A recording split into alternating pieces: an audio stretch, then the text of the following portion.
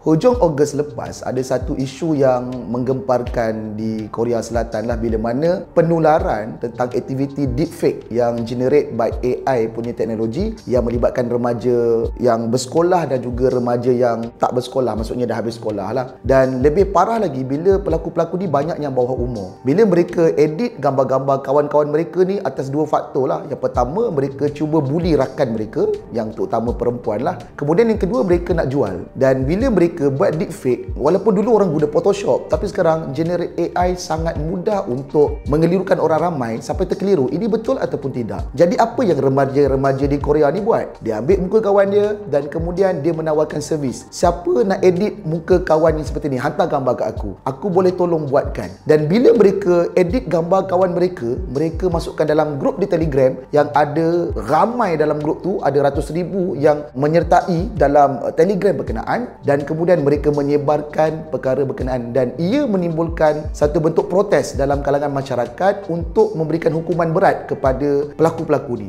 Jadi isunya, bila mereka bawah umur, sepatutnya mereka boleh didenda dengan ratus ribu ringgit Malaysia, ataupun mereka juga boleh dipenjarakan beberapa tahun. Tapi bila mereka bawah umur, mereka hanya diberikan tangguhan untuk hukuman. Oleh kerana itu kesalahan mereka yang pertama, jadi mereka ni diberikan ruang untuk mereka membela diri. Itu yang menyebabkan di Korea sekarang ni tengah hangat tentang isu deepfake ini, dan saya sangat risau bila mana perkara macam ni dia mula menular masuk dalam negara kita disebabkan trend-trend yang nampak macam okey, nampak macam ada nilai sentimental, tapi sebenarnya makin lama dia merisaukan, dan seterusnya dia jadi satu masalah. Dia tak sama dengan sentimental yang kita boleh dapat bila letakkan ayah yang dah meninggal dengan anak. Mungkin kita rasa kita macam dapat mengimbau nostalgia yang lama, memori dengan ibu ayah. Tapi malangnya yang kita takut sedikit demi sedikit atas kecelikan masyarakat dengan AI hingga mereka mampu untuk deepfake hanya guna handphone saja, ia membuatkan kerisauan itu lebih dahsyat. Dulu artis-artis kita pun ada yang isu-isu yang macam ni. Orang Photoshop mereka punya gambar, itu cerita 20 tahun lepas. Tapi hari ni sangat mudah. Jadi kalau kita nak tanya, AI ni perlu ada had umur ke untuk mereka menggunakannya? Susah dengan zaman teknologi yang setiap orang boleh menggunakan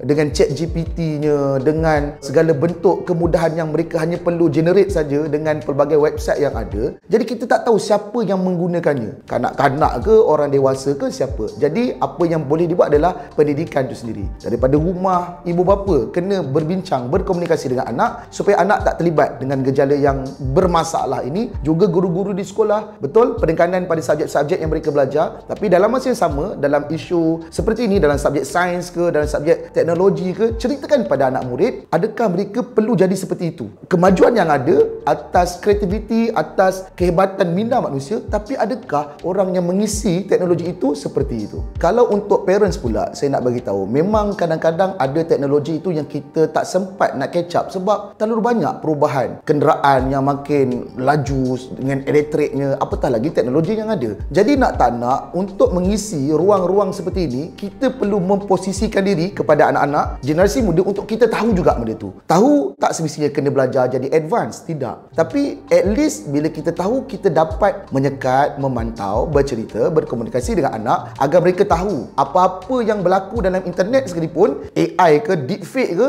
kena letakkan asas agama. Halal haram, dosa pahala. Dan saya berharap apa yang berlaku di Korea ni, anak-anak muda remaja mereka yang katanya celik dengan IT, celik dengan AI, hingga terlibat dengan perkara seperti itu sampai menjual benda-benda ini untuk memalukan kawan-kawannya, tidak berlaku dalam negara kita. Parents, please alert tentang penggunaan telefon anak-anak. Jangan ada yang jadi seperti ini. Ingat, Tuhan sentiasa melihat apa kita lakukan.